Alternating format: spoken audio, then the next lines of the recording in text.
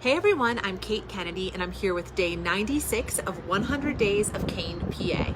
And today we're going to talk with Mike Hewlings, who really has a huge heart for kids in our community. And he's going to share some stories about ways he's gotten involved, not only with kids, but also with some of our big parades that we have here in the Kane community. So I'm going to go ahead and flip you around and we are going to walk in and say, ooh, I turned the light on. Is it still on? Okay. Hello. Hi to Mike. Hi. How are you, Mike? Pretty good. How are you doing? Good. Hey, thank you so much for taking the time to be with us here today. Before we begin, we just want to establish that you were born and raised in Kane. Yep. I was born in Warren Hospital. You know, Kane didn't have the accommodations to delivered back then. But I was born in Kane, raised at the bottom of James City Hill, actually, in the Chapman building. They took on my mom and our family, and it was a big part of my life. And some people might not know this, but Chapman's Garage was the first African American business owner in Kane. So that's pretty important, and why the piece is still standing and hopefully will be restored. Awesome. That's great. And so what year did you end up graduating from high school? I graduated in 1999. And then what did you do next? After that, I worked at Holgate for a little bit, and then I moved to Rochester, New York. And there I worked at a place called Sabin Metal, where I recycled precious metals. I made gold ingots, platinum, silver, all that kind of stuff. It was unbelievable. Yeah, it sounds really interesting. Yeah, like I probably made more, like half the gold in Fort Knox in the time I was there, and to be able to see that, it was unreal. And of course, security was pretty high. Yeah, sure. But it was great. I worked for the government while doing that. But with that said, I also got homesick, as we all do from Kane, and I just wanted to come back. So I came back home, and of course, came back home, didn't have a job right away. So I was out, job hunting, and I was going towards the Warren area, but I seen Kane Lawn and Garden. I was like, let me stop here. So I stopped in, and wasn't, I didn't know even what they were even about much. I thought maybe it's just gardening, mowing, and whatnot. So I got hired that day, and I'd never been a landscaper. I've always done hardscaping, which is retaining walls, concrete, and such like that, as in the amphitheater we got built here in Kane. I've been working for Kane Lawn Garden for 16 years now. I became a supervisor after 2 years. My boss, Dave Conklin, he's seen something in me that I didn't even see, and it turned out to be great. He's been a huge mentor in my life as far as work ethics and just on going about life in general, which is something that I've been able to pass down to my children. That's so nice. Yeah, that's important to have that in your life. And then you were saying the type of work that you do at Kane Lawn and Garden, though, is more of that masonry work. Yes. So you work with the pavers and the bricks and the things like that. And one of the projects that you worked on that's near and dear to your heart is very near amphitheater. Yes. The amphitheater, now, this goes back from a long time ago as being a child, going by that wall we had there, and just always thinking to myself, it'd be cool if there was something there. And then, I got to work for Kane Lawn and Garden, and we build retaining walls. So every day, I would just drive by there and think, man, it'd be so cool if we were able to just build a wall there. Do it right, pour the concrete right, get it done right. And then that's when CARE came along, and they busted their butts to do and get the money raised, and we were able to make an amphitheater there. And it's just a wonderful addition to this town. Really great, actually. And after we had built it, I was the first one to get married there as well. No way! Yes. I didn't know that. You Yep, didn't tell me sorry. that before. I love that story. Yes. Oh, how And special. I got the idea because if you've been at the amphitheater, and I was laying the pavers on the bottom half. Well, as I'm laying the pavers, I turn around and kind of pictured my wife walking down the stairs. Oh my God. So I'm like, this is it. I gotta have it here. That's really special. yeah. I love that story. That's great. Thanks for sharing And that. actually, they actually have our wedding pictures on on one of the documentaries they did about Kane. That's so It was cool. pretty neat, yeah. That is really neat. And so you love your job, it sounds like. Yes, I very much love my job. It's a very hard job, back-breaking job, but it's very rewarding to see what the end project is as the amphitheater. That's just, a portion of what we do on a large scale. We do lots of stuff where we rearrange people's backyards totally. Yeah. And it's just, when you're done at the end of the day, it's a good pat on the back. Yeah. Yeah, but when you're done at the end of the day with your work, your day still continues because you love kids. We've talked a lot about that. And one of the ways that you've gotten involved is by coaching. Yes. What do you coach? I coach wrestling, youth wrestling, and youth soccer, which is something that I just love. I've been coaching novice wrestling now for Kane for 8 years. It'll be the 9th, and I've been coaching youth soccer for 7 years, which is something I love. And like you were saying earlier, with the youth soccer, when I would coach that, I go to work, and being the supervisor, and my boss would let me leave a little bit early to make it to practice on them days. Thank you, Dave. So I would go straight from work and right to the soccer fields wearing my Kane Lawn Garden shirt, my work boots. My wife would usually meet me there with my cleats, put them on, and people would ask me seriously, like with a serious, no smile, serious question, and saying, how can you do this? Like, you know what I mean? You work, you bust your butt all day, and you're coming out here around these kids. And my simple answer to that is, it's my stress reliever. That to me is my downtime. It's my stress. I get to be a kid again, have fun, and I just really love it.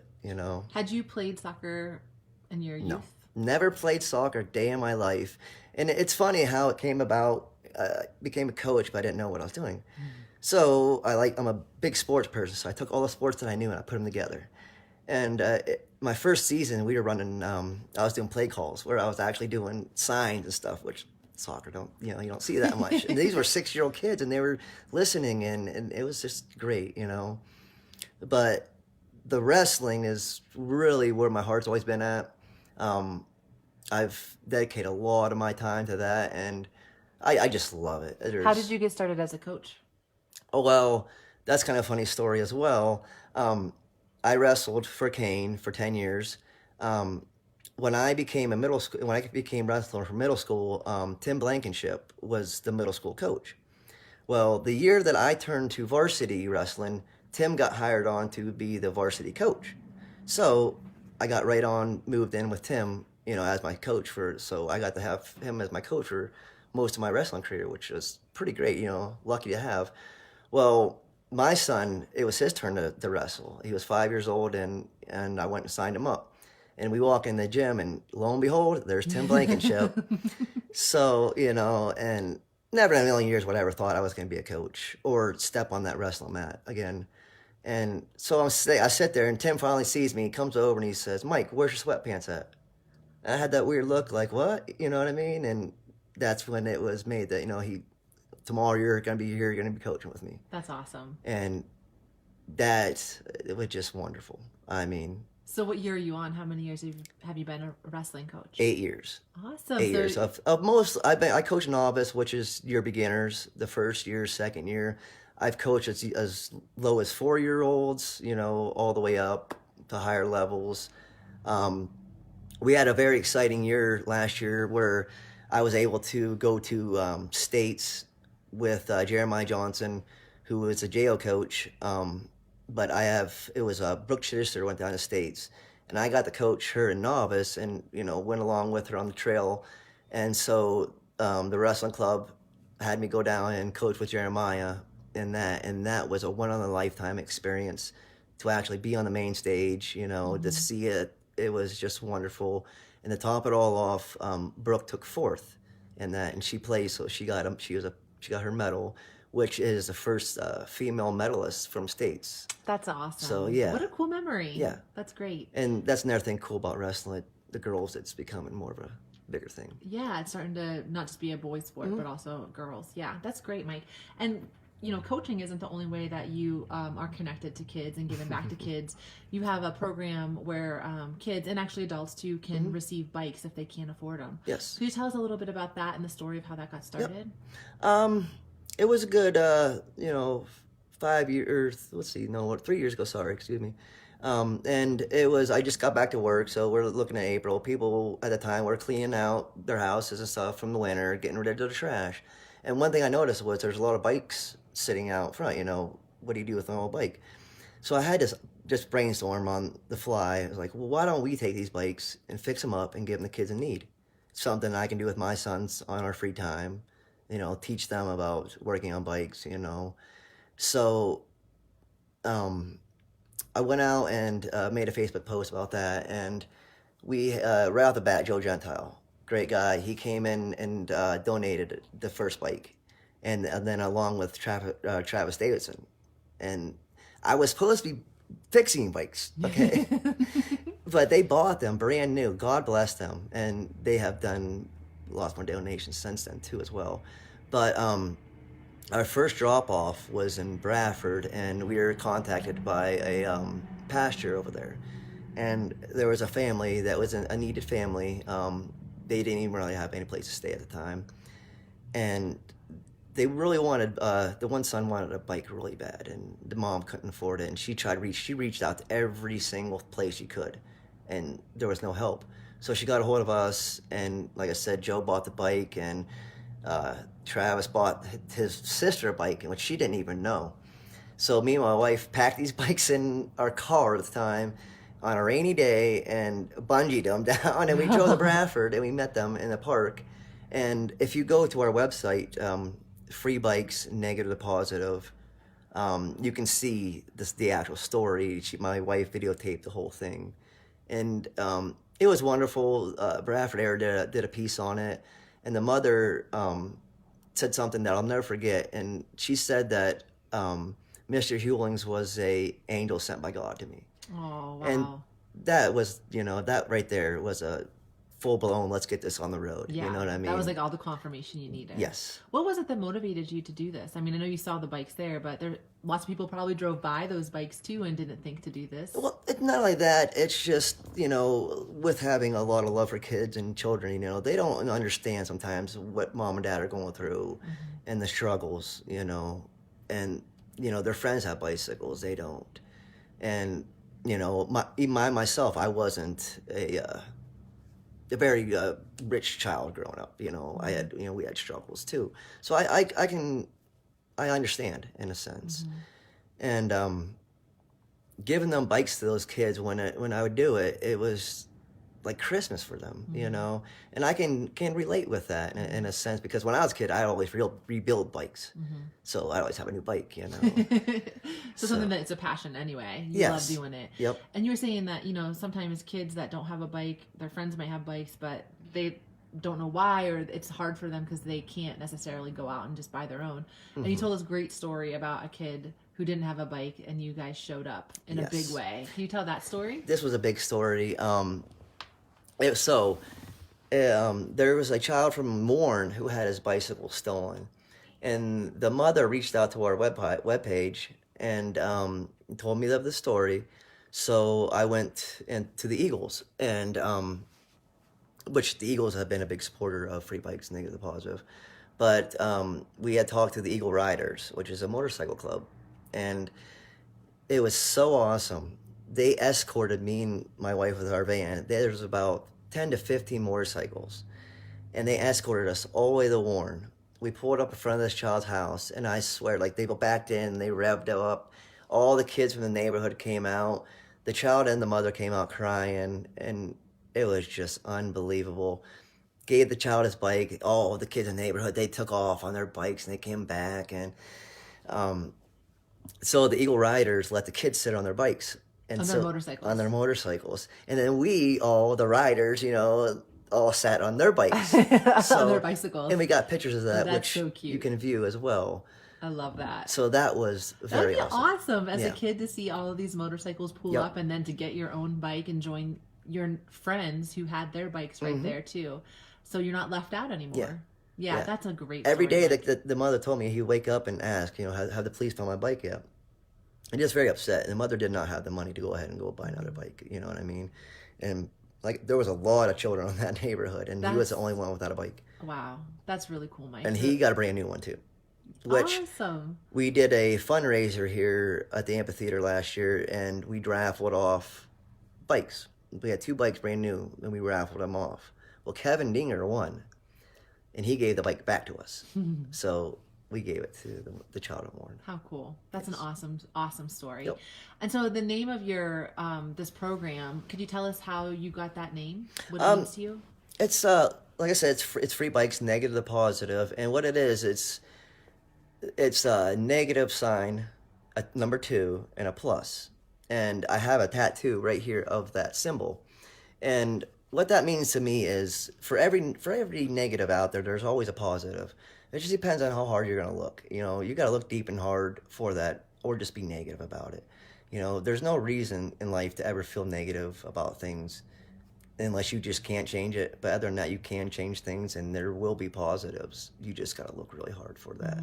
You know, and with the relation to the free bikes part of that was you taking an old bike, making it, you know, a negative into a positive, which kind of leads into something that I was a moderator of a website called freefromhell.com. And what we do is we help families with addicted children, or, you know, adults with addiction problems, and we're there for a lending hand, a lending ear. My phones are open 24 hours a day for for individuals. My day starts usually at 4 o'clock in the morning, where I'm on the keyboard. I'm over talking to my Canadian friends, Australian friends, you know, that, you know, different time zones and things like that. Offering them support Yes. and encouragement. Yep. Taking the negatives to Taking positive. the negatives to positives, and you know, they say if you can change one life, then you've done great. I can't say I changed, but I've helped and made a big impact on several lives. I'm sure. Yeah, just to have someone that listens and is open to hearing. That's awesome. And yeah. it's good to hear that they come back with their stories to me, you know, and it's just wonderful. Means a lot. It means a lot, yeah. So these are great ways that you've given to your community through kids, through bikes, even through this availability to listen to people who need support through addiction. And another way that you do is you kind of have become the parade guy here at the chamber. How did you first get started in organizing parades for Kane? Well, that was a kind of odd thing. I never expected that, and I love it. Thank God. Yes. Well, it was the 150th parade, and I had gotten I think they did a post on needing help for it, and I was like, I'll help out, you know, whatever is needed. So lovely Josie Exley messaged me, and she says, Mike, would you like to help with the parade? Sure, absolutely. I said, what do I got to do? She says, well, you're going to be the chairman.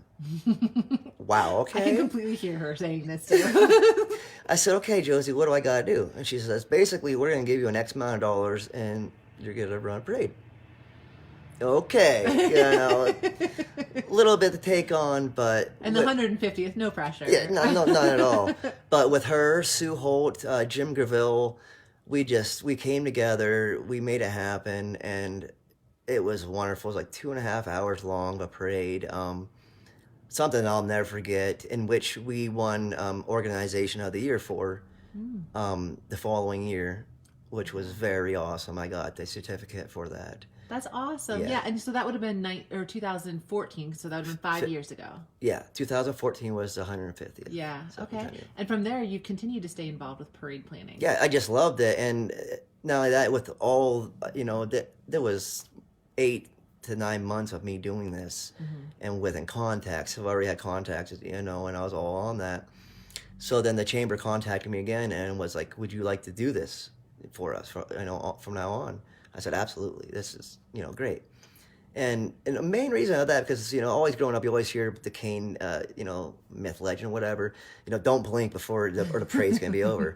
So I always wanted to change that stigma. And my first homecoming parade was 45 minutes long.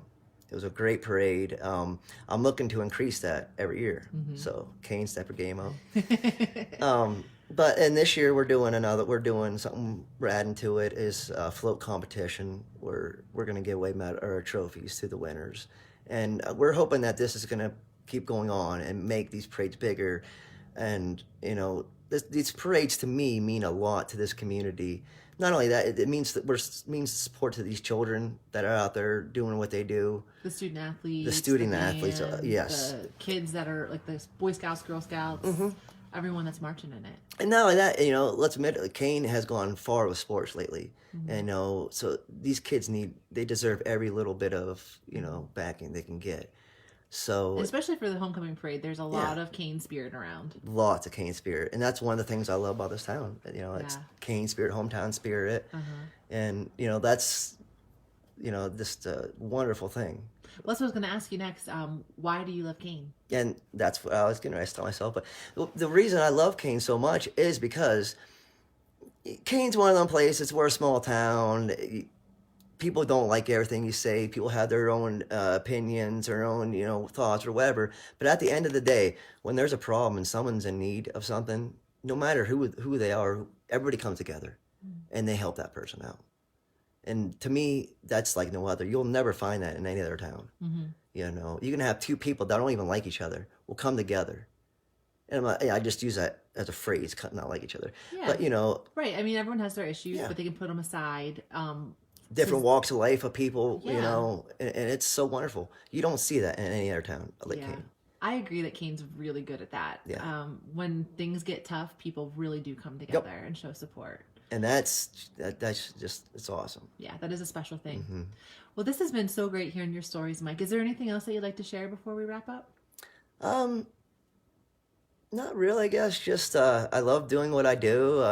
Like I said, the coaching is just something I really love. That I really love working with the children. And one thing I didn't mention is we do run a DJ business, All in the Family Entertainment, in which we donate at least 39% of our profits go to free benefit for benefits. We do all school events we do for free. We don't charge no money for that or any benefit as long as it's benefiting that sole person. That's awesome. Yeah.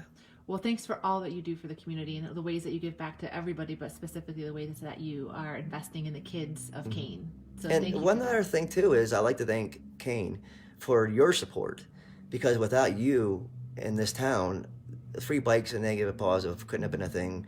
A lot of this stuff I do couldn't have happened without people. About the like you out people of there. Kane. Yes. Yeah. Awesome. Well, thank you, Mike, so much for your time. Thanks for your stories, and we really appreciate all that you give here in Kane, Pennsylvania. Thank you. And thank you guys so much for tuning in. It's always so uplifting to hear these stories of the ways that people give of themselves to not just the kids of Kane, but to everybody. And I personally am very thankful for Mike's commitment and Melanie's commitment to the parades. I don't know what I'd do without them. So my question for you today is very simple. Are you coming to the homecoming parade tomorrow? It starts at 6 p.m. It ends with a bonfire down at Log Yard Brewing. Thanks, Barry Johnson, for donating that space for us to have the annual traditional bonfire. And then for the first time that I know of, we're having fireworks at the bonfire starting at 8 p.m. tomorrow night.